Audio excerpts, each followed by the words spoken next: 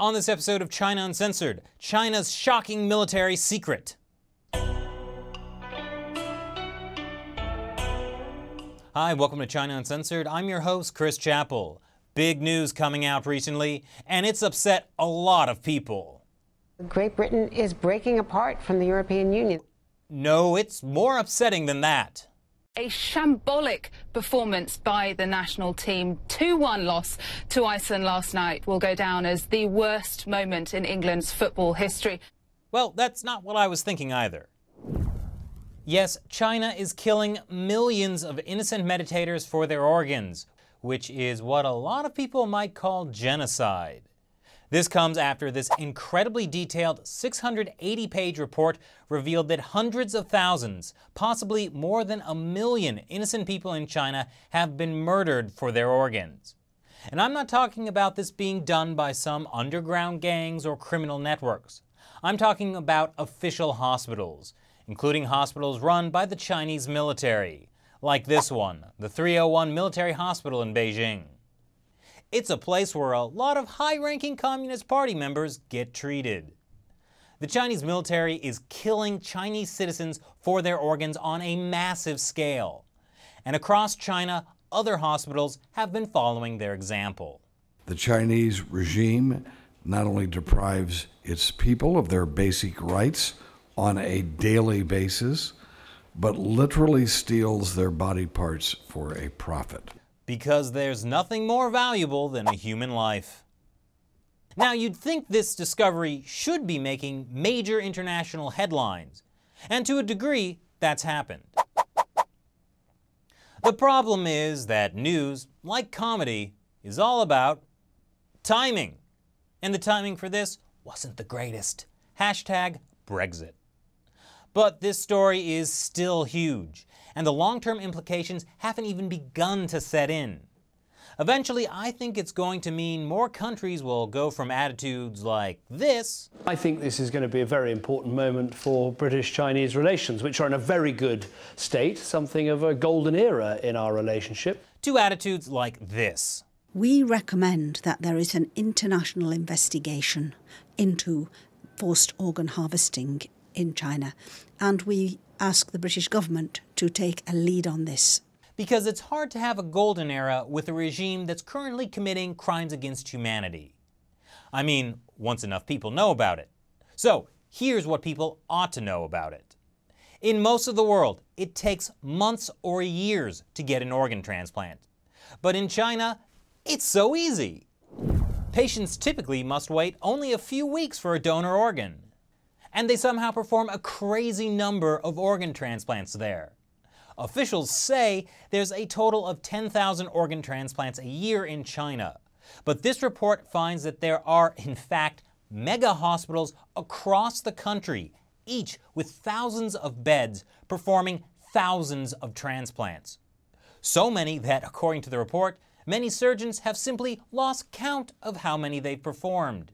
Using data gathered from Chinese media reports and the websites of individual hospitals, the report goes on to estimate that between 60 to 100,000 transplants are carried out every year to supply China's hospitals with fresh organs. By contrast, the total number of transplants in the US in most years is less than 30,000. Only those are all volunteer donors, whereas in China, there is barely a functioning national organ donor system. Hence the need to kill people for their organs. Of course, this raises the question. If the Chinese Communist Party is killing all these people for their organs, where are these people coming from? Wouldn't, people in China start to question so many disappearances? Well, not if the party convinces you that a certain group of people aren't really people and can be treated however they want. Is there any group like that in China? Falun Gong practitioners, the people who are thrown into labor camps for doing this. That's where the vast majority of the organs are coming from, according to Bloody Harvest.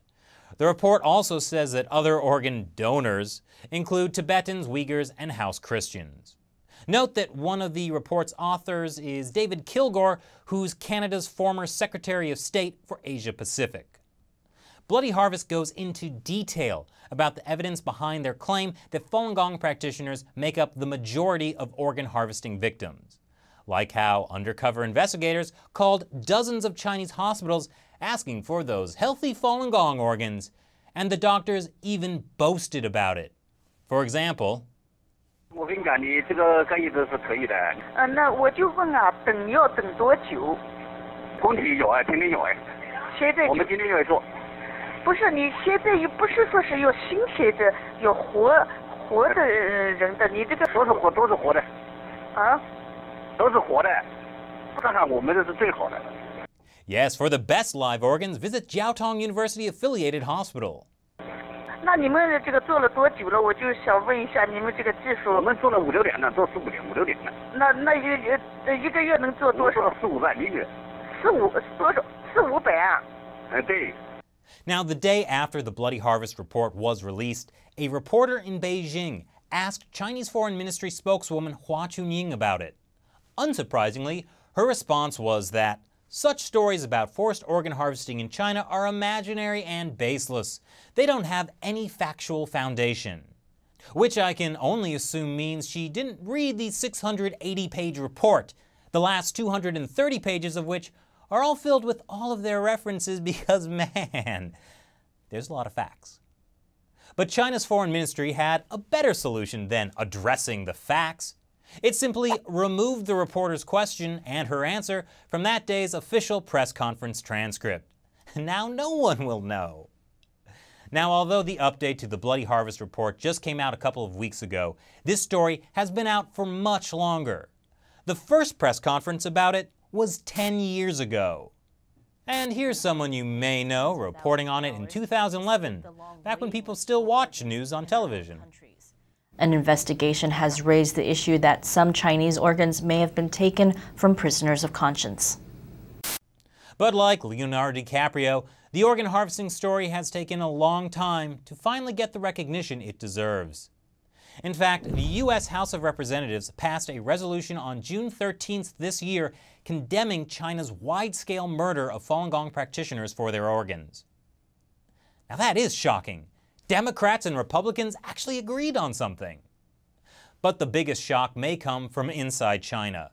Because now that this news is getting more and more attention, Chinese authorities will have to do more to address it than simply deleting all mentions of it from the Foreign Ministry website.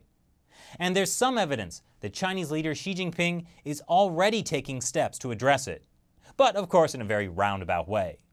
As I've mentioned before, Xi Jinping's so-called anti-corruption campaign is really aimed at taking down his political enemies.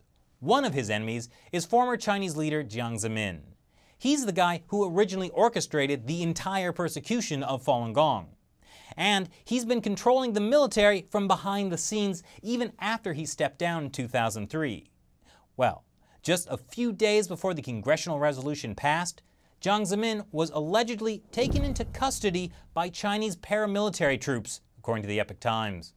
So if the head guy responsible for organ harvesting from Falun Gong practitioners gets taken down, does that mean Xi Jinping can make it stop? And will he? Perhaps we can gently nudge him towards the right move, with a tremendous amount of international pressure. One thing you can do is sign this petition calling for the UN to push China to stop killing people for their organs. The link is down below. And like I said, more people need to know about this. So share this video with at least 3 people you know. And then they can share it with 3 people, who can share it with 3 people. And pretty soon the whole world will see this video. That's how YouTube works, right? Thanks for watching this episode of China Uncensored. If you want to see the full Bloody Harvest report, the link is down below. Once again, I'm Chris Chappell. See you next time.